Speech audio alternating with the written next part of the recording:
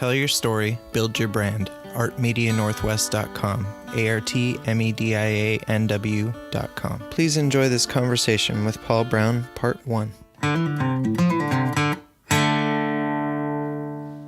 Okay. Welcome. Hey, thanks, Paul, for being on the podcast. Yeah, thank you. This is going to be fun. I know. Well, let's talk about, I know you as, a musician and as a photographer. Yeah. So can you talk a little bit about kind of your childhood growing up and how you got into the arts? Okay. Well, I grew up in Seattle area. My mom was really she was sort of the catalyst that got me all the things. When I was growing up, my aunt needed some money, so my parents bought an organ from her, as an exchange. But neither of my parents play an instrument at all. My dad would sing badly, but he, he's just like, don't care, it's fun, and so music was always around. And then when we bought that organ, I think I was 6. And, okay. It was one of those things where my mom looked at me and my brother and said, well, we have this organ, somebody's going to learn to play it. So we started taking lessons. Nice. And so I stuck with lessons for, about 4 years. And then in 5th grade, in band class, we all had to pick an instrument. And so I picked the snare drum. So it was between that and the saxophone. And guitar wasn't part of, there was no choice for that or anything. And so, yeah. So, it was between, I had narrowed it down, guitar and saxophone. I love the saxophone. I still love the saxophone. Or not guitar, but snare drum and saxophone. Yeah, so in my dumb 5th grade brain, I was worried about running out of air, so I picked the snare drum. So, it was just like, oh man, if I keep on blowing on that, how am I going to breathe? So I was like, all right, I'll pick the snare drum. So I picked the snare drum, and I played that for a couple of years. My dad didn't enjoy that. Right. I would play on the desk. I'd play on, I've got my sticks. I'm going to play on everything. Yeah. So, yeah. The cupboards, the counter. Exactly. Yeah. So, yeah, that only lasted for a little bit. And then we moved down to Oregon, and the snare drum was a rental, so we ended up giving it back, and I never got another one. Okay. But it was sort of around that time when we moved down here that I realized that I would look in the Sears catalog and I would see that, the guitar with the speaker built into it and all. And I don't even remember what it's called, but I wanted one so badly. And I was like looking at it, and it's like I would ask for it for Christmas all the time. I never got it. But it was that sort of time period where I was like, that guitar is really cool, It is, yeah. And so we had a friend. He had 2 guitars, and so he loaned one to me. And I didn't know anything about playing it, but I realized that it was kind of sort of laid out like an organ, and so I could figure out single line things. I had no idea how to build a chord or any of that kind of stuff, but I could find notes and I could hear the notes. And so I started playing it, and fiddling around with it, teaching myself stuff. And I remember I tried to teach myself how to play Best of Both Worlds by Van Halen. Like, yeah, pick on the hardest one, right? And so yeah, that was sort of where I, got kind of a bug for guitar. I was like, yeah, that's pretty cool. Did you learn it? But no, not at that point. Not at that point. Okay. I did get what I thought sounded like the right notes but not chords or anything like that. Okay. But and I had that for maybe about 6 months. I borrowed that from my friend. Then he moved, so gave it back. I didn't have any instrument for quite a while. That was until I was about 18, and then I met a girl that had a bunch of guitars. And I borrowed one from her, and she showed me some stuff, but then I started taking lessons from a guy and started trying to learn some stuff. And, I really, as I think about growing up in my childhood and stuff like that, it was always a guitar. Yeah. Every favorite song always had a killer guitar line, right? Yeah. So that time period, my God, the guitar was really up front there. Yeah. I remember when I really decided that guitar, when I found that, it was the Panama video for Van Halen. Mm-hmm. At the end of the video, they've got Eddie dangling from this thing across the stage, and he's playing his guitar all crazy. And I looked at that, and I'm like, oh my God, that looks like fun. Yeah. I was like, that's it. That's what I want to do. I love it. And so at that point, I was like, definitely guitar. And so then I started, seeking it out and really trying to figure it out. When I was 18, I borrowed one again from my girlfriend at the time. And when we broke up, I gave it back. But that's when I went downtown to Apple Music, where we'd go down there and we would just, like every kid, like looking at it going, oh my God, it's so great. Dreaming of all those guitars up on the top. They had a lot of killer guitars in there. They did. Yeah. They did. And she was actually friends with Kelly, the owner. So we got to see all the cool stuff in the back and all that, so. But I remember, right after we broke up, I didn't have a guitar. I'm like, man, this sucks. So I went down and I actually bought that one from the top row. It's that Les Paul right there. Oh, wow. That's an awesome Les Paul. Still have it. Yeah. It's a 100th anniversary, 1994. I've had it since I bought it brand new, and I love that guitar. But yeah, it was just one of those things. It's like at that point in my life, I had no business having that guitar, but Well, it didn't matter. It's like, you know what? That's the one I want. The one on the top row. Don't care. I'm having it. Yeah. And I mean, I still have it. It's, I don't know, 28 years later, something like that. A great guitar can last you a lifetime, yeah. So Yeah. that's a great investment, actually. Yeah. At any point in time, if somebody can get a great instrument, I think that's a good investment. Yeah, for sure. And I mean, that's been my number one. I've made a bunch of other ones, those ones behind you, but that's still the go-to. Yeah. Every time. So anyways, that's sort of how I got into guitar. Photography was similar. It was one of those, my mom had a camera. It wasn't it was a point and shoot, nothing special. But I love cars and stuff like that. And so my dad bought himself a really cool car. I'm 14. My dad's got a cool car. And, I'd go out and I'd take pictures. Like, I love cars. And I'd take pictures of it and stuff like that. And I read all the car magazines and stuff. And so I'd see all these really neat pictures and go try to do them. And when I turned 16, I bought my first car, and I'd go out and take pictures of my car. And then I started taking the camera with me to snowboarding and stuff like, I'd just take it. I would do out with friends, go to fireworks. Part of your, it was just there. Yeah. Yeah. So when I turned 18, for my 18th birthday, my mom bought me my own camera. It was a point and shoot. It was Olympus. Like with built-in zoom and that kind of stuff. So, but it was my camera. And so I'd take it with me everywhere. I took pictures of all kinds of stuff. And was this on film or was this digital? Yeah, this is still film. Okay. Yeah. Digital. Yeah. At this point, there was probably digital cameras, but they were really expensive and not very good. So yeah, this is all still film. So I'd take pictures of everything. I was in college and I took it up to school, to buy my books one day, and somebody stole my backpack. And so I lost it. So I only had this thing for like a few months before the thing got lost. It was stolen. And I was bummed. But I went back to using my mom's camera. It's like, well, I still need a camera. So I'd start taking my mom's camera out. And I did that for a few years. And I just used her camera all the time. And then when I was 21, my mom again, she, like one of those things like, well, I guess this is just a part of you. So why don't I? And so she actually bought me my first SLR, like film SLR with a couple of lenses, and which one was that? That was a Minolta Maxim 3XI. Okay. That thing, I still have that too. It's in the closet over there. Put a battery in it and it's good to go still. Nice. I would take that thing everywhere. I took all kinds of pictures with that. I loved it, right? And so it was really all throughout. It was sort of my mom pushing me, not necessarily pushing, but sort of recognizing like before I did. Encouraging in a way. Yeah, and it always kind of felt like she sort of figured it out before I understood it. You know what I mean? Yeah, and I think moms are good at that sort of intuition and Yeah. seeing things that maybe the kids don't. Yeah. So when I'm 6, she, says you're going to learn to play the organ. Somebody's going to learn, and it's like, well, and when I think back, it's just always music was there. Yeah. Me being a concert photographer primarily. Yeah. It's the same thing. It's like, it's the music. The music was always the thing that drove me. Yeah.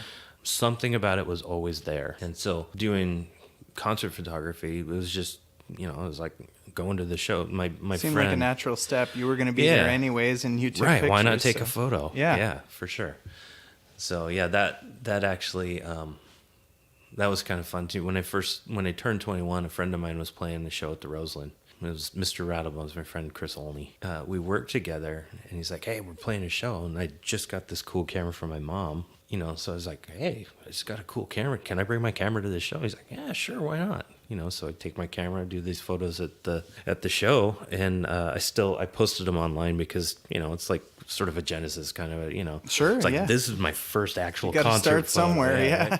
It's like, these are terrible, but they're online. This is the first one. This is where I started, But it was that kind of thing. It's just like, take my camera to the show, and this is still all film. Take it, hope I got something, and each time I would learn a little bit more. Yeah. The shows they have been always notorious for red light, and cameras hate red light. It's just, it overblows everything, right?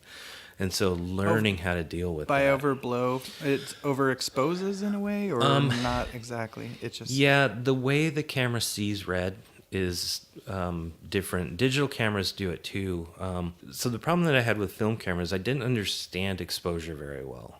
In order to get like a fully red shot, you kind of have to underexpose things because it's sensitive to red. And so if you underexpose, then you tend to get more details out of it. If you overexpose, then it blows out and you Right. just get like this big field of red, like a red shadow looking thing. And so it took a long time to understand how that worked. And I actually read a lot of books trying to understand how cameras work, just because, I would get these photos back and I'd be disappointed. It's like, well, I don't understand. What is it that I need to do? How do I make this better? yeah.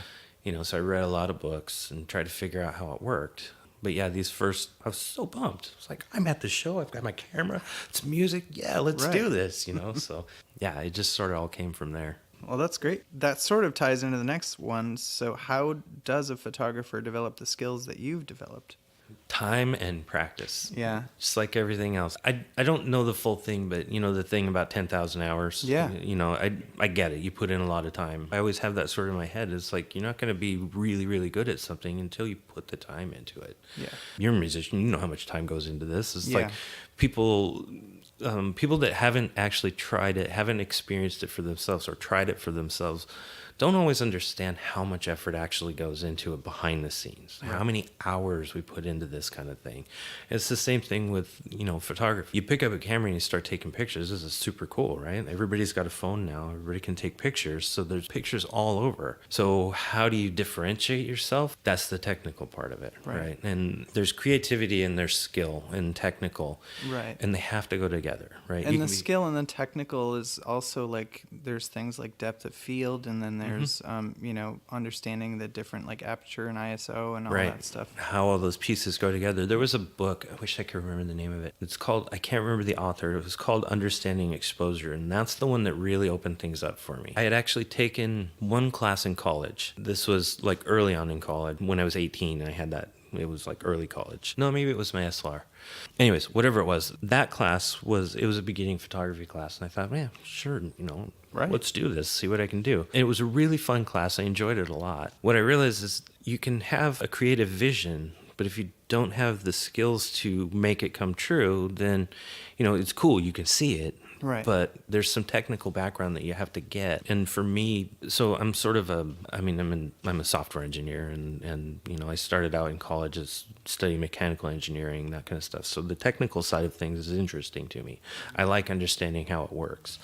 I don't think anybody needs to fully understand how it works, but you got to have some understanding of how all the pieces go together. So ISO, aperture, and shutter speed, those are the three components. If you don't get how those three things work together, you don't get photography, right? You have to start with those or you get nothing. Once you get an idea how those things work, then you can start understanding depth of field and stuff like that. The aperture will control your depth of field. But if you change the aperture to get a shallow depth of field to get that really soft portrait background kind of thing, you have to understand how to change your ISO and your shutter in order to compensate for the amount of light that's coming in because of that aperture. Right? So there's all those things in that book. Anybody who's starting out with photography, I totally recommend that book. It's so great. It's called Understanding Exposure. Yeah, that book. And he's written other books too, but that book was like, you want to start? That's where you start. Totally. But yeah, this college class that I had, it was another one. And that was, it was interesting because the one assignment that always stands out and really remember was the one I was most worried about when I did it. It was a panorama. It's all on film. And the assignment was to shoot a panorama, develop the film, and then put it together, right? So basically you're making kind of like this mosaic puzzle of the panorama, right? Everybody was going downtown, shooting from OMSI, getting cityscape, totally, of course, that's what you do a panorama. I mean, I have one right there, right? Something in my head said, do something different. Like, all right, cool, what do I do? And I'm sitting here and I had my Les Paul on a stand, and I had that purple bass on a stand.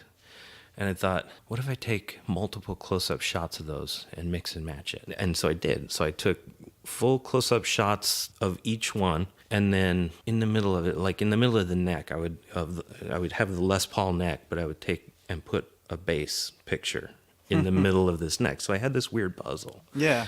And then I had, for the body, I had part of the Les Paul, I had part of the bass, and so I put this thing together. I was so worried that I had screwed it up because so we had to put it on a poster board, we'd take it in, show it to the class. Everybody critiques it, right? And I took it to class, put it up there, and I'm looking around and everybody's got these really cool, downtown panorama, cool things. And I've got this weird ass guitar. So teacher's going around, the class is going around, and she's talking about each one. She gets to mine, and she just stops. And I'm sitting there, and I'm like, oh, God. I was like, oh, jeez. Yeah, what's going on here? And she goes, I want everybody to look at this. This is what I'm talking about. I'm like, holy crap, are you kidding me? She loved it. She's like, this is something. It's the assignment. It's a panorama, but it's different. And I'm just sitting there, I'm like, oh, my God, this is cool. Yeah. Somebody else saw your creativity, right? It's kind of cool when that happens. Yeah, and so the creative and the technical have to go together, because if you don't have creativity, anybody can go and reproduce something. Half my life, well, more than half my life as a musician is reproducing somebody else's stuff, right? Yeah. And that's super useful because when you do that, you hopefully pick up bits and pieces of whatever it is that as I'm, taking a panorama of port, I have somebody else's shot in mind or whatever, like I've seen something like, hey, I want to try to do that. And then I do my version of it. But with bits and pieces, I'm learning pieces all the time. But yeah, it always goes back to those three things: the shutter, aperture, and ISO. If you don't get it, then you're spend more time on it. Yeah, for sure. And there's things. It's like cameras have really cool auto modes, and that's the phone cameras. They have great auto modes, and they're super good for what they're used for, right? If you want to do a landscape with a phone, hell yeah, that thing's going to be great. That's exactly what that kind of camera is used for. Portraits with the phone are a lot harder. And it's because you can't control the aperture because of the way the thing is built. And that gets into the technical side of things. It's the, sensor size versus aperture and lens size and all that kind of stuff. It all goes together. And on a phone, the sensor size is so small that it's super hard to get any kind of depth of field control on it. So for a landscape, when you want depth of field for miles, that phone, that's exactly what that lens is supposed to do. That's how it's built. But if you want that really soft portrait background, then you need a bigger camera, basically a bigger sensor, right? Yeah. And that's why old-timey photos where you see the guy with the hood on his head and he's got this big old thing, those things are great for that kind of stuff because that depth of field is going to be so narrow, but that picture is going to be great. And it's just because the size of the lens and its physical location in that case would have been a wet plate, that controls everything, right? Nobody needs to understand that to get a good picture. Yeah. But for me, it was important. Yeah.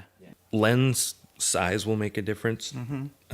If you have a long telephoto lens, like 70 to 200, something like that, it'll actually. So each kind of lens will distort your image in a particular way, right? A shorter lens closer to your subject will actually kind of make the subject a little bit more 3D, but it distorts it in a way. It sort of stretches it. Right? For like a person, if you're going to take a picture, if you want just a real nice headshot of a person, you kind of want to be, depending on what kind of camera you have, you would like an 85 millimeter lens is considered like the best kind of a lens for that sort of thing on a full frame camera. For a headshot portrait? Yeah, and the reason it is because if you get too wide, then it'll make your nose look longer. If you get too far away with a long lens, it'll smush your nose together and make it a little bit shorter, flatter. Right. And like an 85 is sort of right in that sweet spot where your facial features aren't distorted as much. It looks most natural. Like for a lion shot or something like that, getting a shorter lens closer to the subject will give you more power. Right. It makes it bigger and fills it, Whereas if you were to try and get that shot from a further distance away, it changes the angle of subject to camera has to change. Right. It'll be more level. So it'll look sort of more subdued, even if like the very same shot. Okay. It's the same kind of thing I do with concert photography. One of the things that I've always done, and because I like the way it looks, is I'll use a shorter lens and I sort of squat down below the guy, right? And I shoot, upward angle.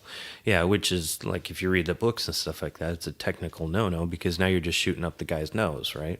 But in a concert setting, what I end up getting is all the lights. And it gives movement to the photo. Whereas if I was standing back with a long lens, it's a guy on a stage. So you kind of feel the energy of that when you're looking at that. Yeah, and so that's always been one of the things that I go for is I just I try to get the down low shot so I can get some lights in the background, and it's sort of, you can hide a lot of the other junk on the stage, right? If there's so much things, exactly. You know, so it makes it look like the photos in the magazines and stuff like that. So that's one of the things. But yeah, it all goes back to the technical side of things. It's like, for me, what happened was, you know, those first concert shots, it's like I didn't know what I was doing. I was taking pictures, having a good time. I get the photos back, I'd be a little bit disappointed, and I would think about it. What is it how do I do this better? What do I do differently? That kind of thing. And then it would take me, it's like, well, I got to go find some answers. And so when I took that photography class in college, it's because, I mean, the internet was brand new. I went to college in the early 90s. So there wasn't as much stuff. It was a little bit harder to find. I'd go to the library, I'd read things, and I was like, well, I'll just take a class and they can tell me how these things work. And that was like the beginning. But what happened is things started switching to digital. And as a college kid, I was broke. You know, I didn't have money to go develop. I never did darkroom stuff, so I didn't do my own darkroom. I always had it developed. So I'd buy film, and I'd have to like sparingly use it because I couldn't afford to get it developed. I couldn't afford more rolls. Yeah. And so I started taking fewer and fewer photos as a college kid because I just couldn't do it. I couldn't afford it. But at that same time, digital started coming out, and I'm always interested in how stuff works and new things. And so what I ended up doing is, after a while, when I met my wife, I was in college at the time, and, you know, we were going to start a family. And so we thought, hey, well, let's get a little video camera. And there was a Sony video camera that also took stills. And so that was my first digital camera, right? And what I realized is that I'm not a videographer. Right? Because some of the basics are the same. It's not. I mean, they're completely separate things. Even though they both use a camera and that kind of stuff, it's a different specialty. Yeah. And I just realized that I'm kind of not a videographer. I really like the still photos, and I'll do video here and there. But I had this video camera, and so I used it for stills all the time. Hardly ever took any video. But I used it for stills all the time. But it was that same kind of thing. I would get the photos, I'd load them on my computer, and I'd be disappointed. But this time I was disappointed because the camera couldn't do what I wanted it to. The technology wasn't there, right? I'd get this little 640 by 480 photo that was all grainy and weird. I'm like, yeah, it's a photo. I don't care. You know what I mean? It just wasn't exciting. I was bummed out. And so I didn't take a lot of photos because it would just bum me out every time. And I still have my film camera. I'd use that every once in a while. But it wasn't until several years later, when digital cameras started getting better, I bought myself one. And, you know, really kind of fell in love with it again. I was like, oh, yeah, you know, I start taking better pictures. It wasn't a great camera. It was like 1 megapixel or something like that, but it was so much better than the other one. I kept graduating up. And at that point, what I started doing was I would use a camera until I realized I couldn't do what I wanted to with it. And then I'd start looking at other stuff. I was like, well, this one can do this.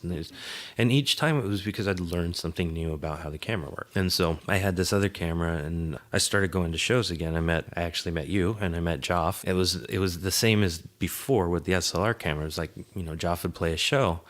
And I was like, well, cool. Do you mind if I bring my camera? He's like, yeah, sure, why not? You know, so I'd start taking my camera to the show again. It's like, oh, yeah, this is cool. And again, it goes back to music every time.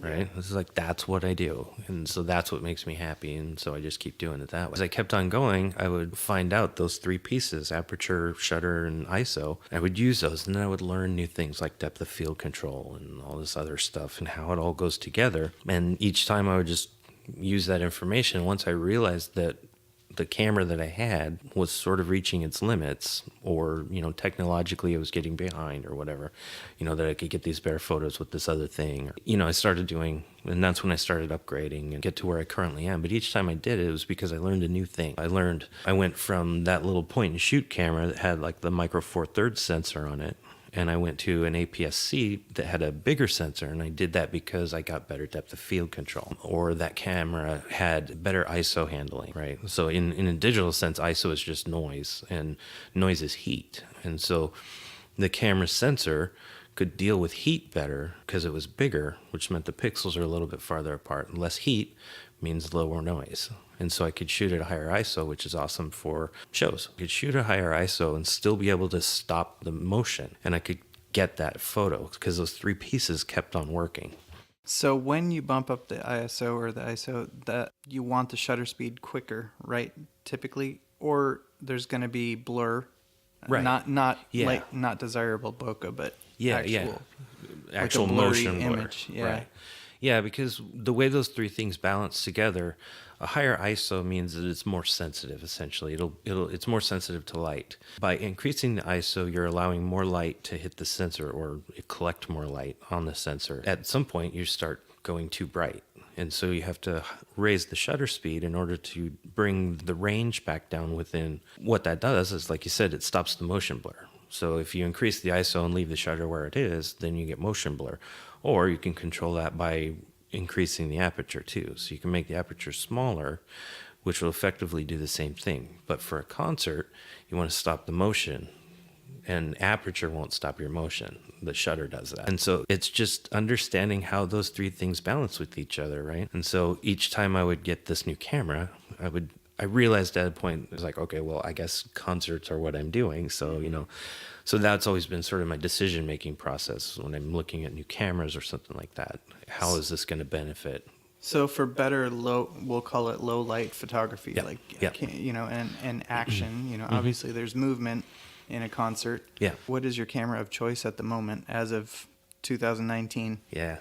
What I'm using right now is a Canon 5D Mark III. The reason I'm using the Mark III is because it has better low light. There's a Mark IV, and it's got, the megapixels are crazy high on that one. So I think mine's a 22 megapixel, maybe 27, I don't remember. There's the Mark IV is a 50 megapixels, so you can get much bigger shots, much more detail, all that kind of stuff. But in order for them to cram that many more pixels onto the very same sensor size, the ISO noise handling doesn't work as well, so it's grainier. It doesn't handle high ISO like mine does. And that was another one of those, I guess I have to understand how this technology works before I really know what I'm trying to do. Because there's a lot of options, even just in the Canon realm, there's... You go from somewhere around $300 or $400 up to $600 or so, up to $900, $1,000, and then up into the $5,000-$6,000 range. Yeah. Pretty easily, pretty quick and easy. Yeah. No, cameras are not cheap. No. That's same with guitars and music. It's right. Like, I did not pick 2 cheap things. Well, it's and I'm doing them both. You got that software engineering gig right. I got that day job to do it. But neither of them is cheap, but they're both worth it. Oh yeah, definitely. So, what do you do other than photography and music? And you did mention software engineering. Yeah, so that's kind of a lot. I tend to leave the software engineering part out. That's day job. That pays for my fun, right? So I said before, I love cars. I don't have an old car right now, but I at one point I'm going to have an old car. I love working on them. I love fixing them. So I do something like that. I do a lot of woodworking. I've made several guitars. Yeah. Beautiful guitars. The bass that I made, the purple one that I mentioned earlier, I made that when I was 18. Wow. Just decided, hey, I'm a woodworker. I can do this. Why not? So I figured out how it worked and did you do put the it neck together. And the fretwork and everything? I didn't. I bought the neck. Right. I don't have... That's the way to do it. Yeah. I think.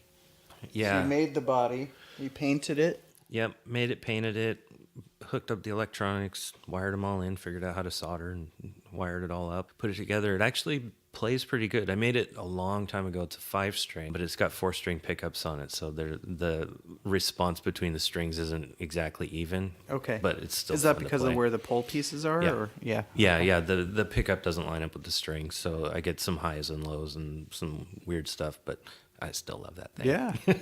Well, you could probably get some cool, unusual sounds recording with it or something. Yeah. I don't know. Yeah, I love that thing. But yeah, so woodworking 10, 11, 12 years ago, something like that. I decided I had a sabbatical from work. So I had 2.5 months off, and I decided I would carve a guitar. Wow. I'd just get a big piece of wood, and I made the tiki guitar. So that was me with one knife. With one knife. One little carving knife. The whole thing. Wow. I carved it. Yeah, I mean, I cut the shape out and then carve the whole face into it. And, is it still two pieces glued together in the middle, or is it actually one piece of wood? Yeah, it's two pieces. Book matched? Yeah. Yeah. It's made of basswood. I think that's how you say it. Basswood. Basswood, maybe. Because it's a softer wood, it's easier to carve instead of like doing it out of maple, which would have taken forever. Right, or oak. Yeah, right. Let me get something real hard. Right. Let's do this out of ebony. Yeah. Or some of the African woods, like I think babinga and like wenge and all that kind of stuff. Yeah. Yeah, that one, it was a lot of fun. Like I said, I'd wake up in the morning, I'd go out and I'd carve. It took me probably about 40 hours to carve the face into it. I routed out the hole for the pickup and Very woodworking. Cool. One of a kind. Yeah, it was just one of those things. It's like, well, I like woodworking, I like music. Why don't I do the both? There you go. You find a way to put your things together like that. And you have a family? I have a wife. You have a wife? Yep. Just us and a cat. You and a cat. Well, that's a family. Yep. Yeah. We had a dog. A very happy cat. Yeah. Yeah. Yeah, she's cool. She's cool. Yeah. Did the place and time that you grew up have an impact on how you learned? Yeah, I mean, I think for people of our age, let's say. Yeah. Growing up without a computer, I did have computers fairly young, but I never used them like today. In fact, as a software engineer, I avoided computers all the way through college. Wow. I literally did not want anything to do with computers. It's like, I just don't want to do it. Not interested, don't want. And this job was, I always used computers, and I learned how to program in BASIC, and so I knew how to work it. It's just, I just never wanted a job doing this. That was always kind of a thing, but it's a good job. I'm not going to argue about that. And I had a friend that was working there, and she said, well, I know you hate your job right now, is working in retail, and I just wasn't very happy. It was at a computer store, and wasn't my interest. Right. If I was smart, I would have gone and worked in a music store, and then things would have been all different. But yeah, instead I got a job in a computer store. But my friend, she's like, well, I know you hate your job. You want me to pass on a resume? I'm like, sure, why not? And here I am 20 years later. Why not? There you go. The time that we grew up, computers weren't really a thing. It was a toy. It was something to play with. But, I'd go out and ride my skateboard before I'd ever even think about a computer. And so the way that we had to learn, we'd go to the library, figure something out, go check out a book, ask somebody, go take a class. Now the way that I learn, if I hear something or I hear an idea or want to try something out, I just go Google it, look it up on the internet. It's different. The information is right there at my fingertips. It's just me having to figure out how to filter it. Versus when I was a kid, trying to learn how to work a camera, take a picture, get a photo back a week later and go, crap. What happened there? And then have to try to figure out. It's like, well, that's not what I was trying to do.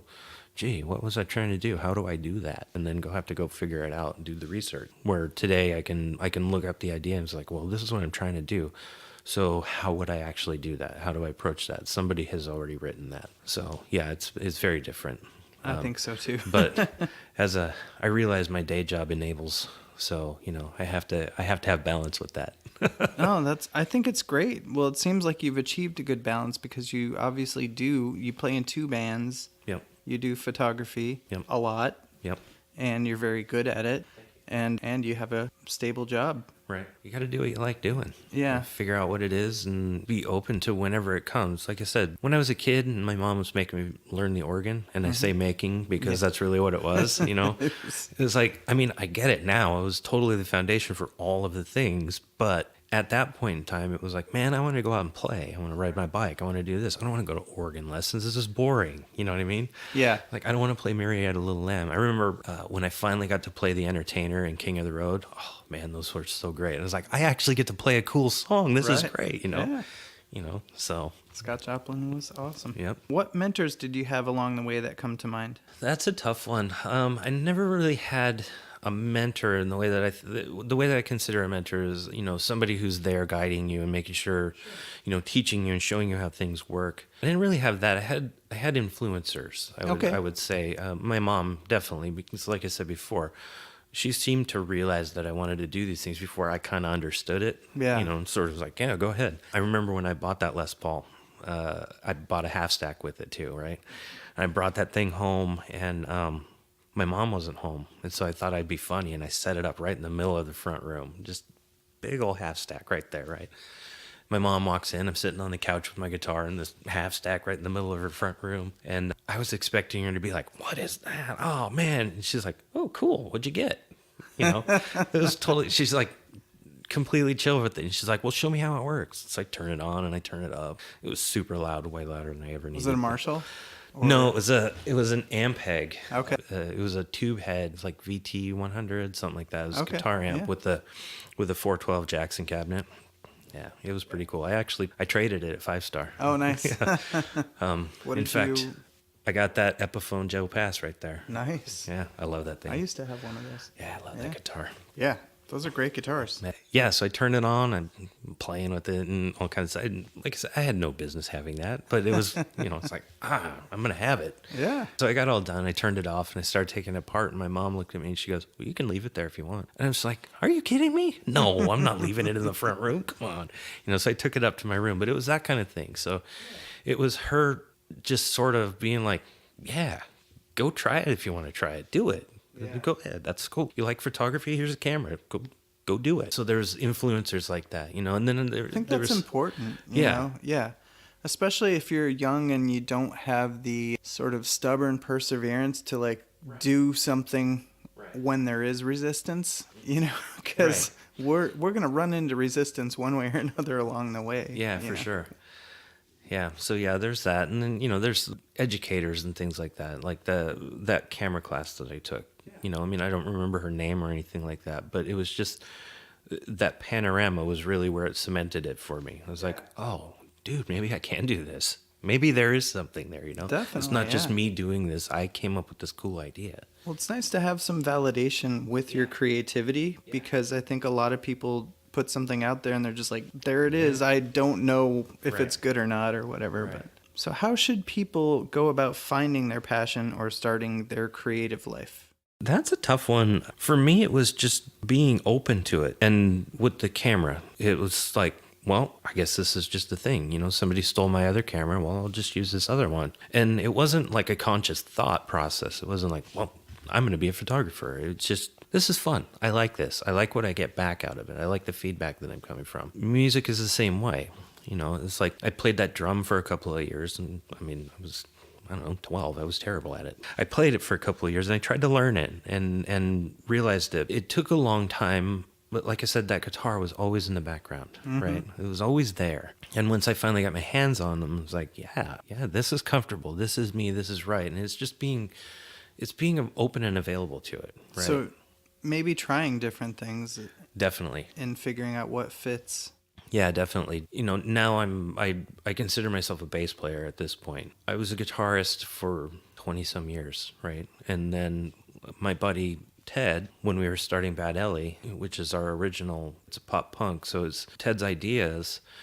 And so he had all these ideas for songs and he was trying to figure out, he was trying to put a band together to get them to do them. We started talking and initially he asked me if I'd want to play guitar. I'm like, yeah, sure, that'll be fun. Let's do it. And it was like one of those things where it's like, well, you just say yes. It's like, oh, sure, yeah, someday we'll do that. It'll be great. Yeah, we'll do that. We'll do that. A while passed and I had posted a picture of my bass that I made because I take pictures of stuff. And I had posted it online and he saw it. He talked to Keith, our drummer. Then he came back to me and he's like, hey, you have a bass? You play bass, right? And so I'm like, well, if you want me to play bass like a guitar, heck yeah, I play bass. Let's do it. He's like, okay, cool. Let's get together next week. And at that point, I was just like, whoa, what did I just do? Like, oh, man. What did I get myself into? I just agreed to, and there's actually a thing going to happen now. This isn't just, and it's interesting in that I'm super shy. I always have been. I've always been afraid of like a public failure or something, like a big mistake or being bad at it or, something like that. And so that was actually my first actual band. First time I'd ever joined a band. I played along with, the 5-star student concerts and stuff like that, and sat in with Ants in the Kitchen one or two times and played a couple of songs. I was so nervous, it's just overwhelming nervous, right? And to finally just have this thing in front of me and go, oh, crap, we're actually going to go do this? Oh, man, I don't know. So I showed up and we started playing. We had a great time. So much fun. And it kept on going like that. And each little step, it was just a matter of saying, why not? Let's try it. But it took me 20-some years to get there. But yeah, once I did, it's like, okay. All right. Oh, crap. I'm going to have to do this in front of other people. Oh, wow.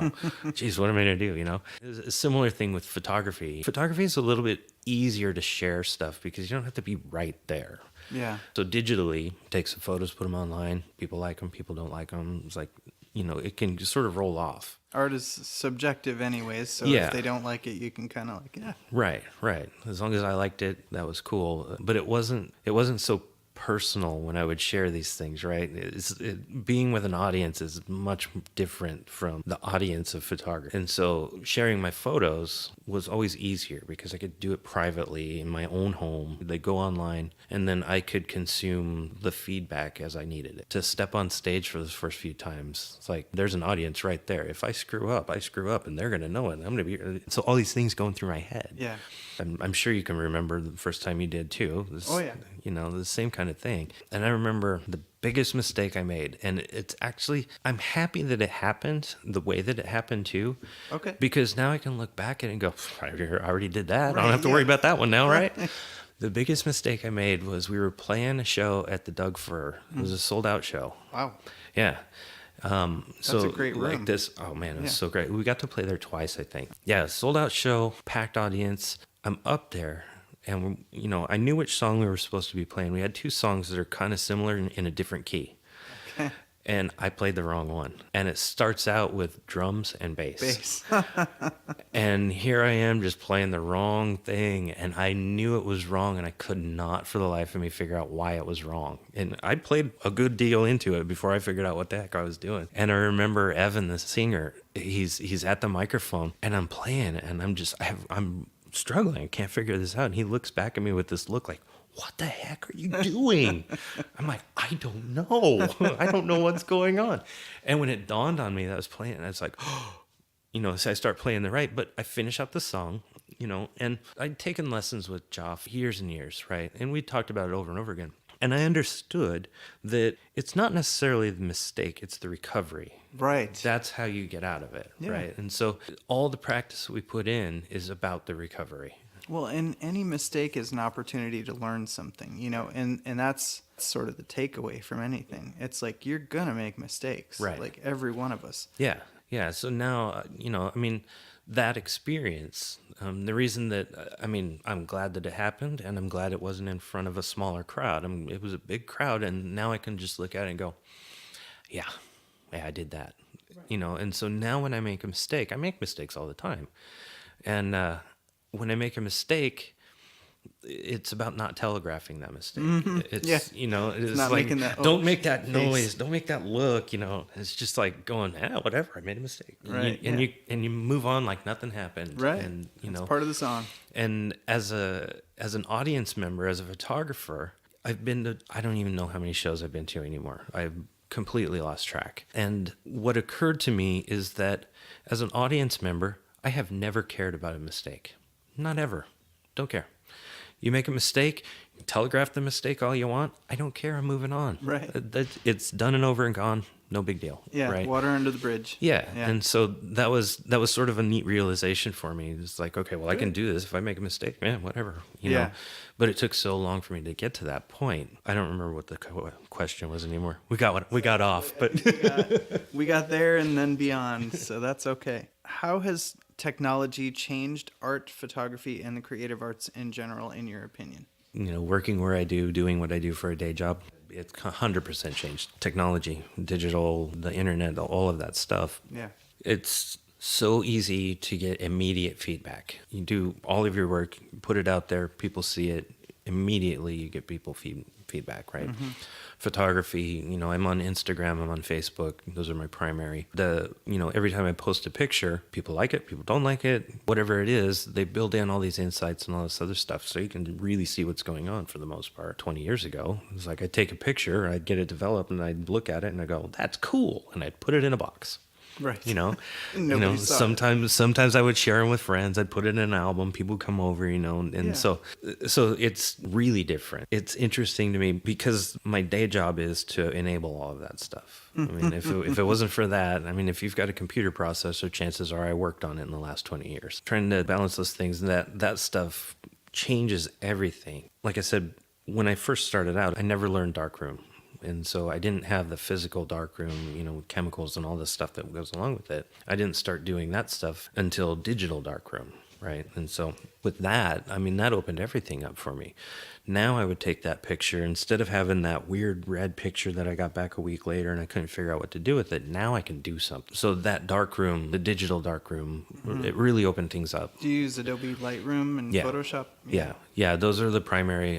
So Lightroom, I mean, I think any photographer should use Lightroom or something like it. My catalog is, I want to say, probably 250,000 photos. It's big. Wow. I got a lot. Yeah, there's a whole lot of hard drives right there. How do you store stuff? Yeah, what type of hard drives do you use? I've got around 31 terabytes of hard drive. That's a lot of hard drives. So I was impressed with myself for buying a little 4 terabyte, orange thing. Yep, the LaCie ones. LaCie, yep. Yeah. I don't have a LaCie, but I've got actually I have a wireless 4 terabyte hard drive, or no, it's 2 terabyte. Anyways, it's a wireless hard drive. I can just on my network and I can access it from anywhere. So that one was cool. That is cool. And then I've got a bunch of portable hard drives that I can plug in, all that stuff. I realized I had this just spaghetti mess of external hard drives, and then I had like 5 or 6 internal hard drives. I had to keep getting bigger power supplies for my computer to run all the hard drive. And so what I ended up doing is I broke down and I bought a network attached storage, a NAS enclosure. It's got 4 hard drives in it. And the cool thing about that is that I have it set up as a RAID 5, which is an auto backup. So if one of my drives gets lost, if something happens to one of the drives, I can swap it out and the system will rebuild itself so I don't lose any information. Wow. I'd had a hard drive crash. Well, I've had multiple hard drives crash. And I've always been lucky, knocking on wood, that I haven't lost any significant amount of data yet. I've lost some stuff because when stuff happens. But there was one drive that I lost. It was a portable drive that I was using. I lost it. But the good news is I had everything backed up on it already. So I had it in a different place. So what I really lost was my time and my edits. Sure. But I didn't actually lose the original photo. I could go back and work it again. Do you shoot RAW when you? Yes. Yeah. 100%. Yeah. Basically, I shoot RAW and full manual. I don't like the camera's decision making. That's pretty much anybody who's good at it says the same thing for the most part. Yeah. I think with video it's different, because sometimes you do need the autofocus, but yeah. Well, I use the autofocus. So my camera has like 61 point autofocus and all this cool crazy stuff, and I turn all that stuff off. Right. I literally I have a single point of focus, and then my camera has the ability to expand to the 9 points. So basically I have my focus point is always in the center for shows, because then I know where it's at, and there's other buttons and stuff that I can use to manage and lock my focus and my exposure and all that kind of stuff. And then like for portraits or something like that, I just move that single point of focus around so that I can reorient the camera, landscape or portrait, that kind of thing. But I'll move that point of focus around because I don't want the camera to focus on something I'm not. I want it to do just what I want it to do. Do you point on the screen to choose your focus point, or you... Mine is not a touch screen. Okay, neither is mine. Yeah, so there's a little joystick thing on the back where I can use and I can move it around. At a concert or something like that, I don't have time to do that. And so I leave it in the center because that way I know exactly where that point is. So then you move the camera for the point. That makes sense. So what I use is on the back of the camera, there's an autofocus, auto lock. Okay. And what it'll do is when I focus that center point, I can lock it, which will lock both the exposure and the focus, and then I can shift the camera around as needed. So if I want to put them sort of over on the side, because a centered subject is hardly ever dynamic. Right. And so I'll lock that focus and I'll move it a little bit and then take the shot. Basically hope that by that point the person hasn't moved so much that it's out of focus. Okay, yeah. So you use the rule of thirds when you're taking those pictures? Almost always, yeah. I see it in rule of thirds. Okay. So it's just sort of become ingrained. I don't really think about it an awful lot. It's actually interesting because I don't think about it all the time. Sometimes I'll be editing and I'll look at it, and I tend to crop things a little bit because, especially for shows, I'll leave it a little bit wide because that way I make sure I get what I'm looking for. And I'll crop things, but it's funny because without thinking about the rule of thirds, I'll turn on the crop, and I always have the tic-tac-toe board set for the crop thing, and I look at it, I'm like, I don't have to crop it. it's right on. Done. Nice. And for the rule of thirds it's interesting. It really does work. Yeah. It's a kind of a basic idea to wrap your head around, but once you get it, and then you don't have to think about it. Like if you're doing a portrait, you want eyes or smile or something like that right on one of those dynamic points, and then you're done. And so it's the way that we've been, I guess, taught to see things. There's a natural, and then there's how things are presented, and all of that sort of goes together, and that rule of thirds really fits with a lot of stuff. When you're taking photos of a band in a darker room, what is your go-to lens for that?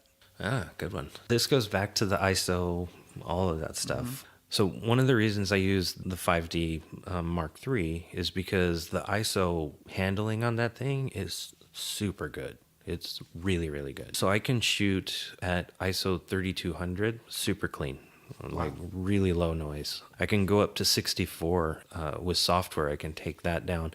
It gets a little bit soft on the edges. You don't get the crisp, nice, but for a concert photo, it's great. And if you're trying to go black and white, oh man, it's so great, because that noise then turns into that really kind of cool grain that you get with black and white. Mm-hmm. It really makes it feel good.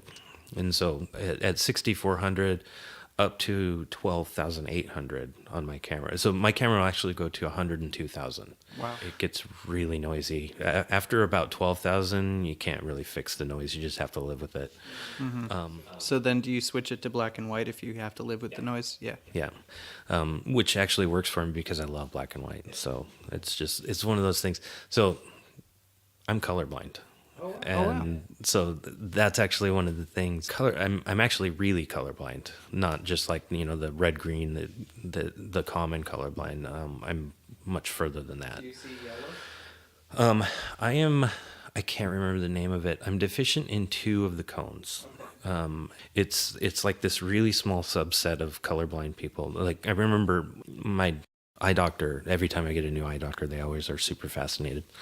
I was like, oh, can we do the test? So, okay. Yeah, exactly.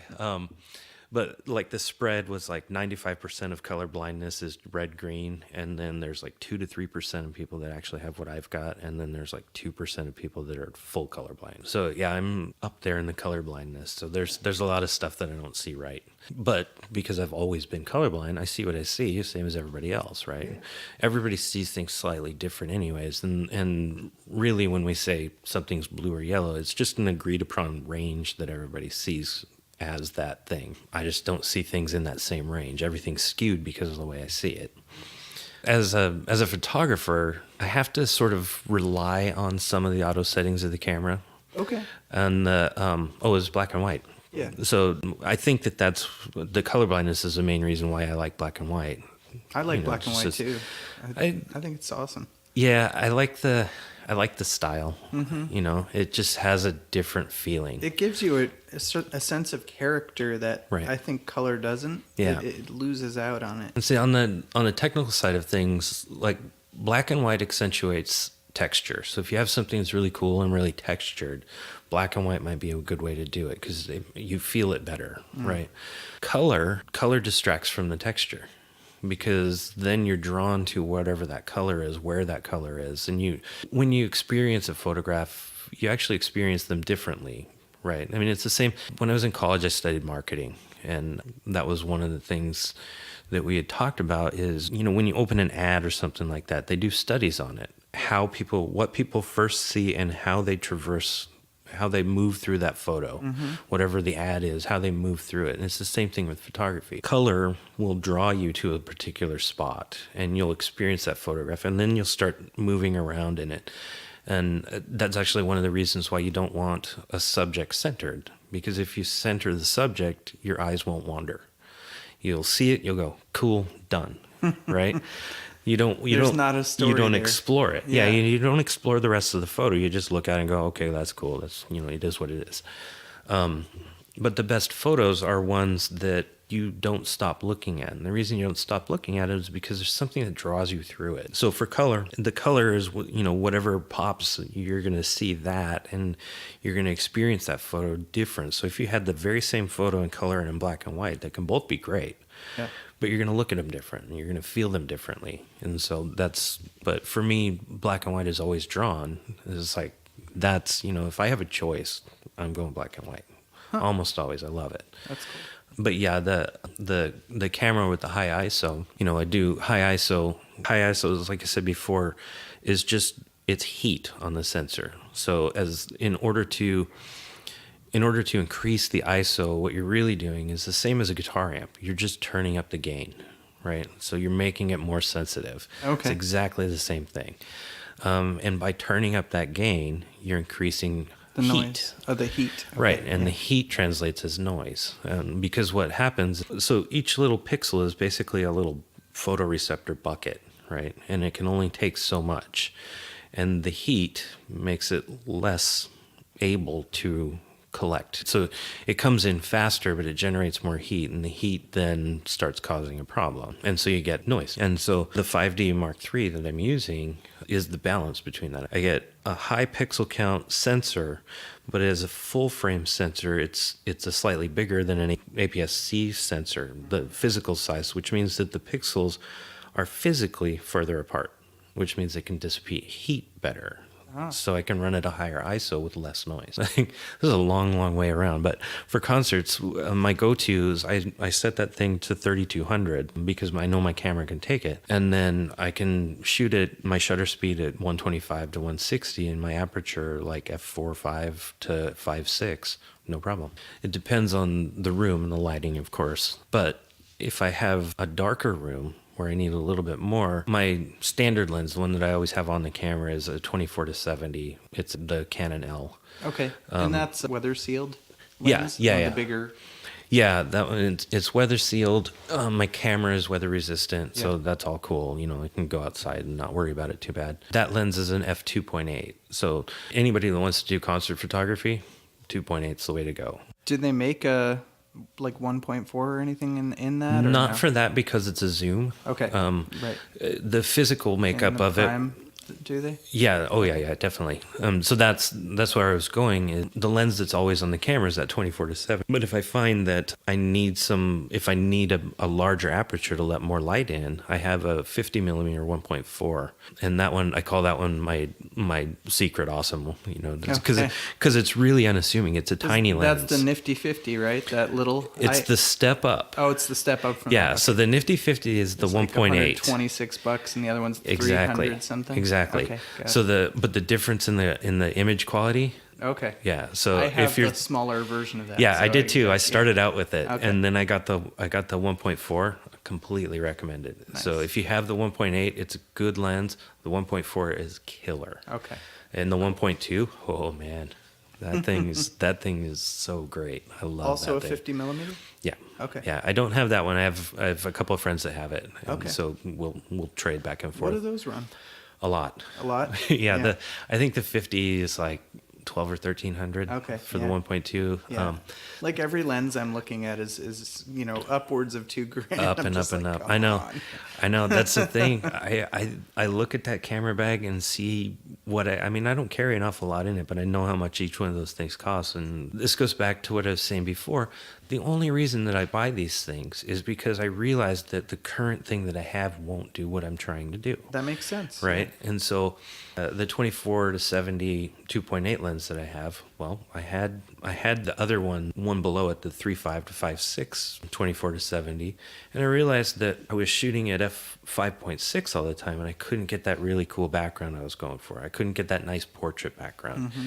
And so I went to 2.8. And the other thing that I realized is that when I had previous cameras that didn't have the noise handling capabilities, I needed that wider aperture to allow the same amount of light in without the noise. And so I went to all the 2.8 lenses, and I could get that. And now I have the ISO handling and the aperture, and it's like, all right, I'm in, so I can do all that. But each time I got all these new pieces, right. It was specifically because I knew I needed some specific function that I couldn't perform with what I was trying to do, or couldn't do it the way that I wanted to do. So yeah, I have the 2470 2.8 L lens. I have the 70 to 200 L lens with the image stabilization in it. And I mean, that thing, 100% worth it. Yeah. I mean, it costs a lot, but I've had that lens.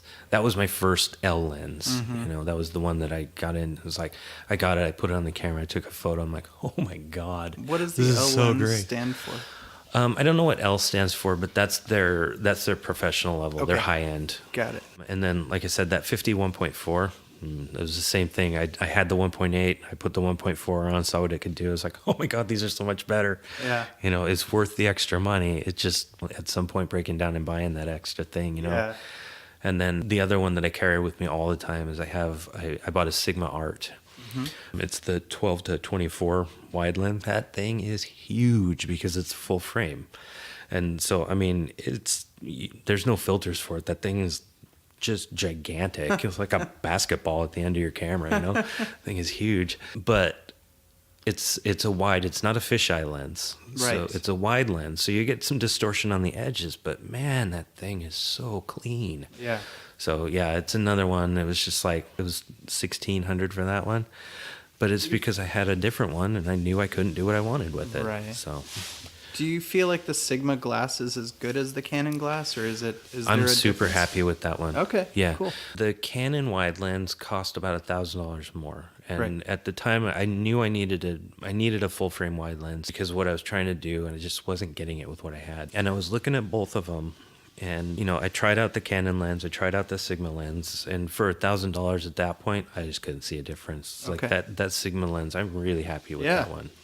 What song or album, back to music, or artist would you recommend listening to? I listen to tons and tons of stuff. I listen to all kinds of different music. I definitely have my favorites. Sure. And it always just comes down to mood, and I'm almost always have a song running through my head too. Right now it's some commercial jingle. I don't know why.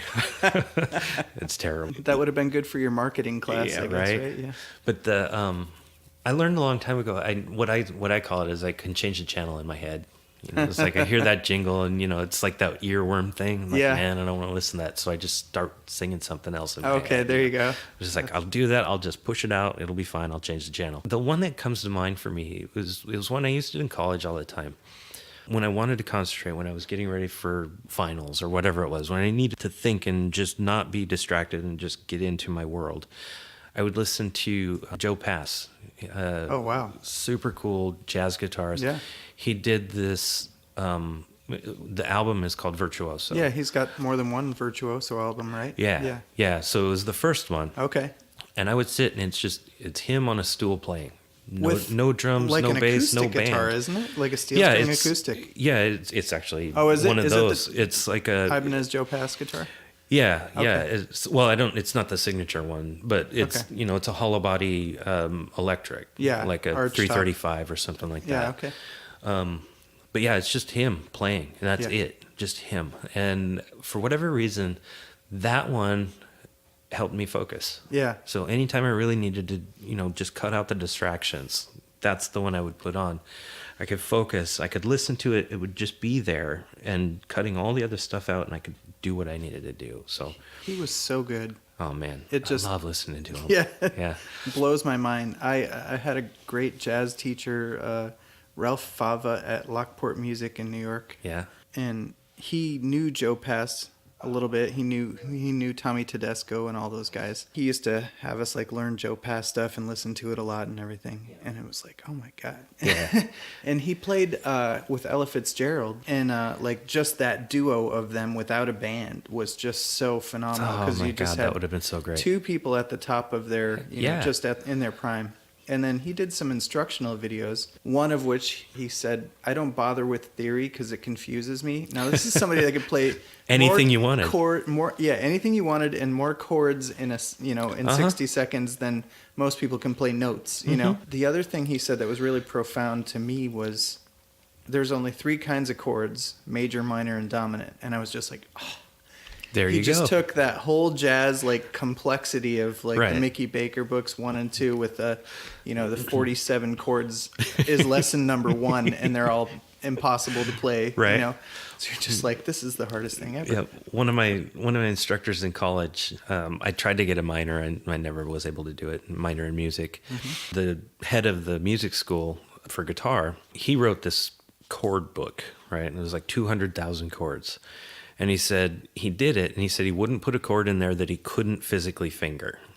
But he still came up with like 200,000 different chords. I'm like, wow, are you kidding me?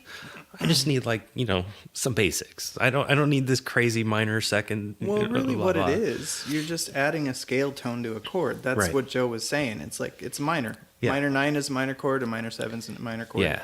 A 13 chord is a dominant chord. Right. A diminished chord is a dominant chord. Yeah. So they just all want to go somewhere. Yeah, I actually have somewhere over in that pile of books, there's the Joe Pass Virtuoso instructional book. Nice. Yeah, I never got very good at it. I bought that a couple of times. I loaned it out last time, didn't get it back. So yeah. Well, if you need one, I've got one over there somewhere. All right, thanks. Yeah. All right, yeah. That was the one that one. It helped me focus. Beyond that, I mean, I don't even know how many CDs I've got and how many MP3s I've got. I just put them on random and let them go. There you go. So yeah, I love all kinds of stuff. I mean, my go-to is metal. Okay. Hard rock and metal is where I studied jazz in college. Again, not well enough to get a minor out of it, but Well, a minor in music is almost as hard as a major in music. Yeah, so it was difficult. It was that goes back to my shyness because it was audition, and I could never get to that. And then when I was doing organ, I could sight read organ. Mm-hmm. I never got good enough to sight read guitar. Yeah. I couldn't sight read the chords. I mean, I can sight read tab. And I can read music. If somebody presents me with music, I can actually look at it and figure out what's going on. But it takes me time. Sure. Yeah. And that's the thing. It was an audition to try and get into it. And I just, it was a minor. I was doing it because I love music, and not for anything other than. And so I took all the classes I could that weren't performance classes, as history and all the other stuff. Cool. And just got to the end of my college career and I was like, I don't need a minor. Right. I just need to, I need to graduate and be done with this. There you go. So is creativity or skill more important as an artist? We talked about this a little earlier. They have to go hand in hand. Yeah. If you're fully technical and that's it, in my opinion, you're good at reproducing, right? But you have to have both in order to make something different. And I think they have to be both there. Yeah. I mean, from my own perspective, early on, I wanted to take the pictures, but I didn't know how to take the picture. Mm-hmm. And so I had to go figure that out. Each time I would take a picture and I would look at it and go, man, why doesn't my picture look like this guy in the magazine? What is it different? What do I need? That's where the technical had to come in. The same thing for music, right? I mean, I can hand a guitar to somebody that doesn't know how to play a guitar and they can pluck a few things and, put a few fingers down and come up with something. If you have the ear for it, it's cool. You can find some things. Like when I was trying to figure out Best of Both Worlds when I was a kid, I could hear what I wanted to do, but Van Halen, it's not. That's where those things have to go together. It depends on where you're trying to go with it too, right? How much you want to put into it. Yeah. But they've got to balance. I like that. What are some difficult times you've faced as an artist? Taking a job I wasn't necessarily ready for, It goes back to the technical thing. Yeah. It's like, but at the same time, without taking that job, I don't think I would get better. If I didn't say, yeah, I think I can pull that off. Or, yeah, I think if I don't try, I'm never going to get better. And so I think the difficult pieces are when you sort of bite off a little more than you really can do. It's like you say, yeah, I can do this, but it's not necessarily bad. It's just as long as you know how to get help, right? I did a wedding a while ago, and being colorblind, I would have preferred to shoot this particular wedding with a flash, but they asked specifically for no flash. Okay, fine. I can do that. That's not a big deal. When I got there, the room was sort of this pale yellow, beige kind of color. It had a weird color cast to it, right? The problem that I had is the bride's dress. This was multiple marriage for them, so they weren't going like the full big thing. They went to have a really cool party. It was great. The bride's dress was a similar color as the room.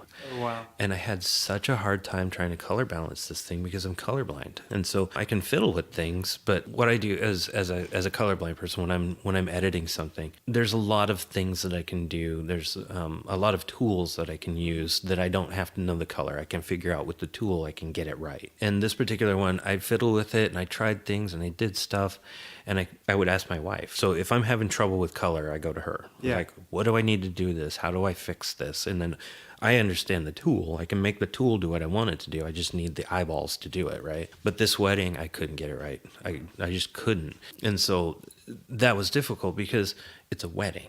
You can't redo it. There are no do-overs with the wedding. That's the super stressful thing about weddings, and the reason that wedding photographers charge as much as they do, because it takes a lot of practice. It takes a lot of confidence. And it takes a lot of understanding of what's going on, because there are no redos. You have to be there. You have to get it. But this one, I got the photos. I just couldn't figure out how to color fix them.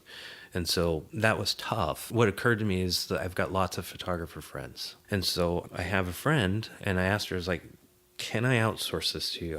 I'll pay you if you can just, all I need you to do is color balance them, and then I'll do the rest of the edit. I just need the balance to be there. And so I had her color balance the set for me, and then she sent them back to me, and I was able to finish up the work, but I just needed to get that range corrected. That was smart. Yeah, and that's the thing. It's okay to bite off a little bit more than you can chew as long as you have a path. The last thing you want to do is let somebody down and go, I couldn't do it. Sorry, here's a bunch of crap.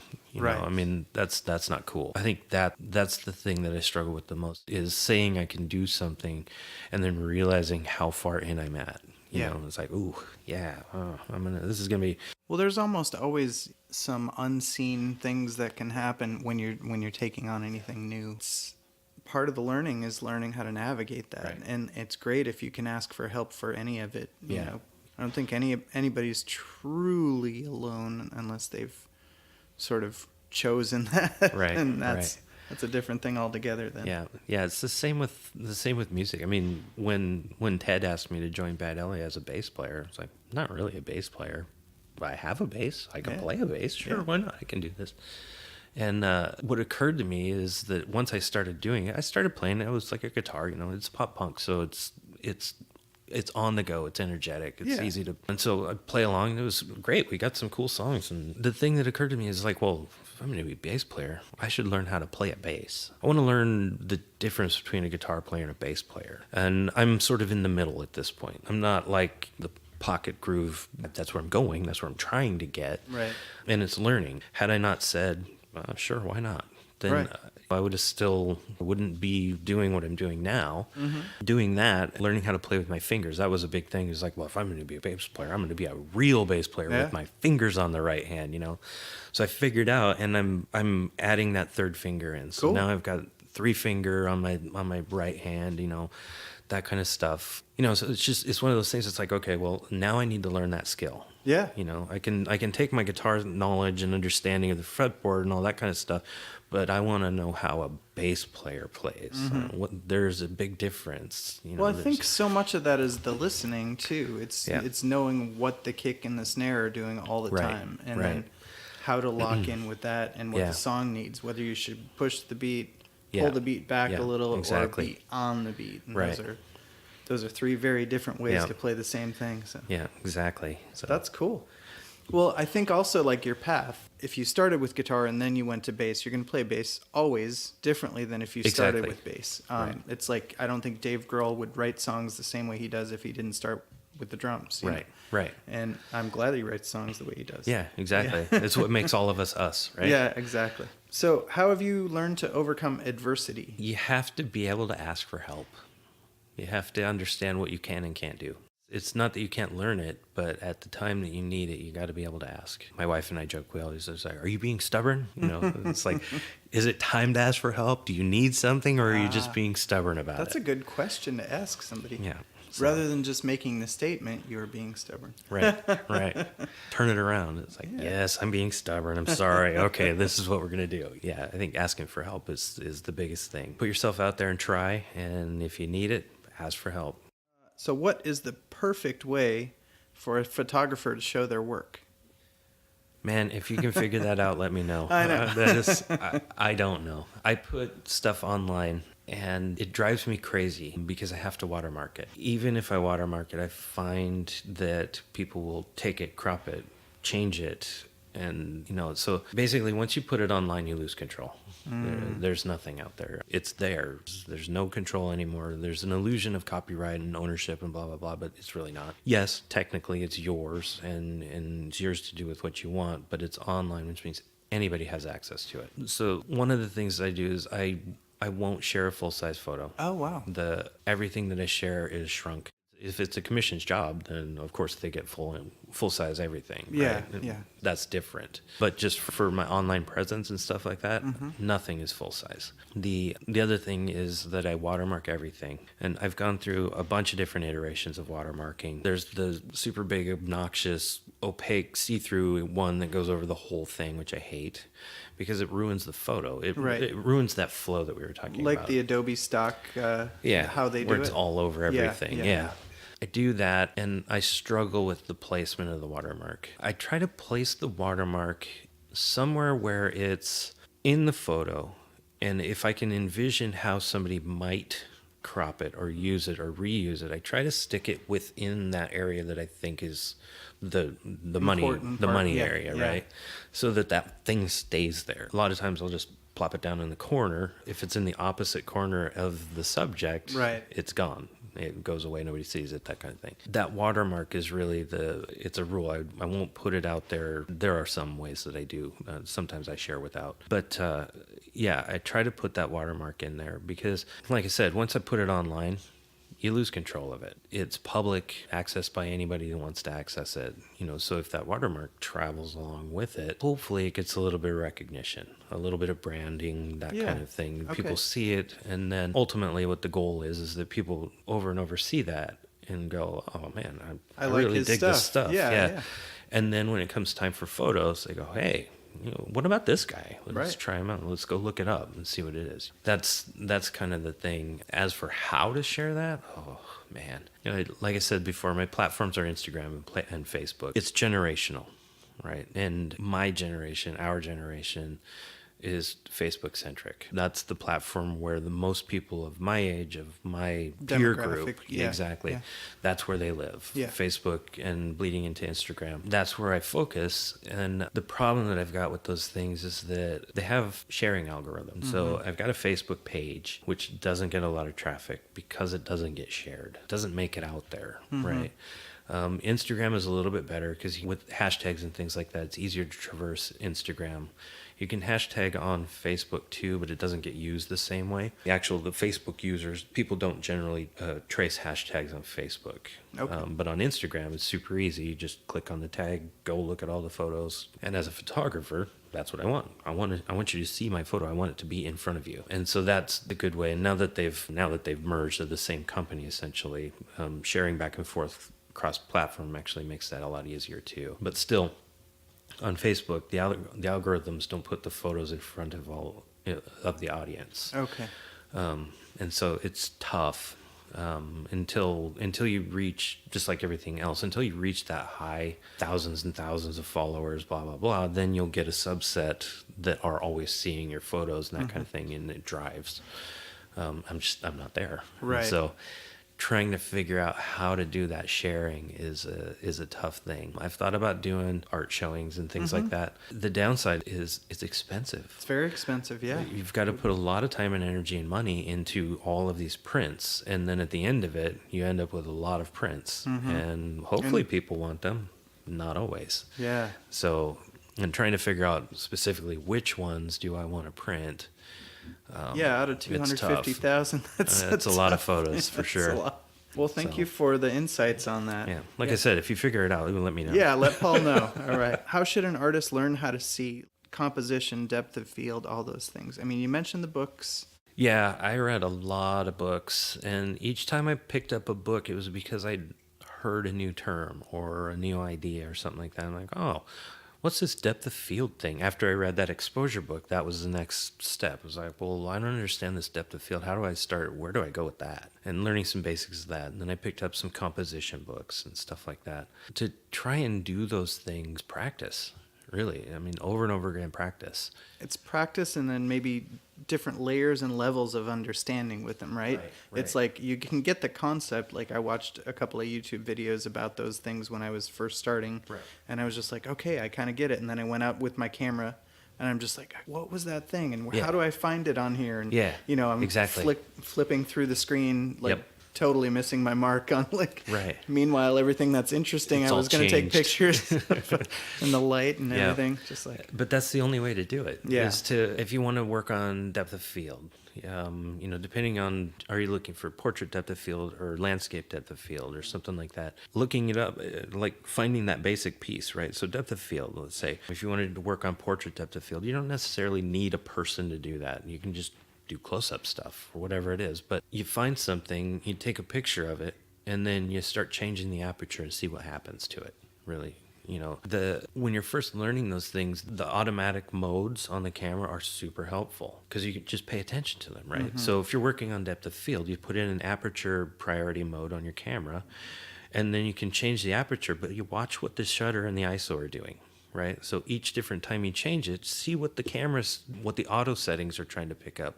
And that'll help understand how those three relate to each other. So with the Canon cameras, aperture priority mode is the only place I see to change the aperture. Is that not the case? If you put it in shutter priority, you can actually affect the aperture. Okay. But it won't stick, I guess that's sort of the idea that I get of it. Is with the shutter priority, you're managing the shutter, but with the other wheel on your camera, you can change the aperture along with it, but it won't stay that way. It'll switch back to auto for the next shot. Okay. And the same with aperture priority mode. You can set the aperture and it'll stick, and then you can adjust the shutter if you want with the back knob, but it won't. It'll stay that way for that shot, and then go back to auto mode again. Wow. Yeah. Okay. And the ISO, there is an auto ISO mode too. And this goes back into the technical part of how the camera actually works and what auto really means for a camera. Auto mode on a camera is balance, and that's all it is. It's just balance. So what it tries to do, if you put it in full auto, what it's trying to do is make sure that you don't lose any shadows and you don't lose any highlights. It's trying to keep those two things within range. And what that generally means is that you lose some dynamic too. Yeah. The first steps into trying figuring all these things out is to think about those, right? What am I trying to do? What happens if I let that highlight go out? What if I put it in manual mode and see what this does? Or what if I put it in aperture mode and see what the camera's doing with the auto? And then once I get a feel for how those things balance with each other, then I can start fiddling with it, right? You look at the scene and go, well, I want this to be a little bit on the dark side. So now I know how to do that because I can keep all those things. So essentially, all you're doing is it's a faucet, right? That might be a way. It's a faucet with 3 knobs. Okay. And what you're trying to do is figure out how to get the right amount of thing in that faucet, right? So if you have a certain amount of flow that you're trying to get, that would be the light coming into the camera. So you turn the knobs on the faucet until you get the right flow. And then, you have a hot, a cold, and whatever the third one might be. I don't know. But, you're trying to balance. So, if you're just talking about aperture and shutter, you have a hot and a cold knob. And what the camera's trying to do is not burn you. Right. And so it's keeping everything sort of safe. It's middling it. Yeah, exactly. And so what you're trying to do is you're just like, I want this to be a little bit hotter, a little bit colder, a little bit, so you start changing those things and see how they relate to each other and what you can do with them. And then figuring out how to balance all that stuff. And then you can decide where the balance is instead of the camera. The camera's always going to go for exposure. They call it an 18% gray. And that's where the camera's going to go. It's going to look for that middle 18% gray is just like, gray. And that's where all the balance is going to go. The white balance is going to go there. The aperture, shutter, and ISO are all going to sit right there to make sure that 18% gray is exactly 18% gray, which also means that your highs and your lows are going to be a little bit dull and, that kind of stuff. So yeah, it gives you this like nice even curve. But learning how to work the camera is understanding how those bits relate to each other and then changing them. And so to figure out depth of field, to figure out, what does cloudy white balance do to me, all those kinds of things is really just, I want to see what this does. And you go for that portrait. You take a portrait at, let's say you have a 2.8 lens, right? You take a portrait at 2.8, you take a portrait at 4, at 5.6, 7 ones, you know, and you keep on doing. And then as long as your subject stays in the exact same place and all you're changing is that aperture, and maybe letting the, you know, if you're an aperture priority, let the camera mess with the shutter, don't worry about that, but change that aperture. And then look at the background and see what it does to that background each time you change that aperture. And then you'll start getting a feel for what that means, right? The number's not necessarily important. It's just what that thing is actually doing. The number relates to how the camera actually works. If you want to know that, cool, go look it up. You know, but understanding, you know, what the lower number versus a higher number, what that really is doing to your photo. Just take a bunch of photos and, you know, see which one you like. See what looks best to you. And then, like I said, the camera on your phone. So if you're messing with that depth of field thing, take the same shot with your phone and see what the difference between 2.8 on your camera and 2.8 on your phone is. Because that gets into, there's some technical, it gets into there, that goes back to sensor size. The physical sensor size is going to change that depth of field. Yeah. So 2.8 on a phone and 2.8 on an SLR, even 2.8 on a full frame SLR versus a medium format versus a APC sensor, they're all different. You know, they're all the same number, but that number is relative to the actual camera. The sensor size is what that's relative to. Okay. And each one is going to be different. And so that's just, you know, the way to figure out what all that means is just take a bunch of photos and see what the difference is. Yeah. You know, the same thing with shutter. When I was in college, one of our assignments was motion blur, right? So I went downtown and I'm on Front Street, still Front Street at the time, because, you know, that was a long time ago. But I was on Front Street and I started taking pictures. I started panning cars as they were going by so that I could see what the motion blur looked like, right? I'd end up with this blur, and then at the front of it would be this car shape. I was like, oh, that's pretty cool. So you start fiddling with that. You change the shutter speed. So I slow the shutter way down. I get a lot more blur out of it. And speed the shutter way up, then it'll freeze that thing. But at the same time, when you're doing that, the aperture has to change, because if you don't change the aperture and you change that shutter, you're going to get it, probably start out with a really well exposed shot and then end up with a really dark shot, because they have to balance with each other. You have to make sure that the right amount of light is still hitting the sensor. Yeah, but it's just practice. Could you analyze it the same way as like a guitar amplifier with, you've got your, you know, low, mid, and high frequencies, and if you turn the low all the way up and the high and the mid are all the way down, it sounds a certain way. But if you blend the low and the high, it sounds a different way. If you blend the low, high, and the mid, it sounds... I mean, it's all about the balance, and it really is the sound that you're going for. So if you've got a bass amplifier and you're just trying to, you know, do some like dub low end stuff, you turn the mids and the highs down, you get that just deep, you know, boom sound. Yeah. But you get no attack, you don't get anything else that goes along with it. Versus, right, so the clarity isn't there and stuff like that. Yeah. And then, you know, you're playing funk, you want to turn those things up a little bit so you can hear the pop and you can hear all the other stuff that goes along with it. Yeah. Same thing with the camera. If you want kind of a dark photo, then you sort of shut everything down. You increase your shutter speed, or you increase your aperture to let less light into the thing, you get a darker photo.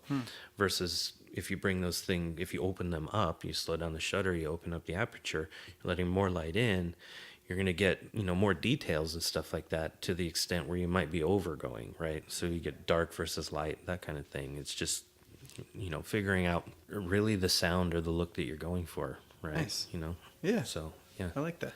Find out more at artmedianorthwest.com. ARTMediaNW.com.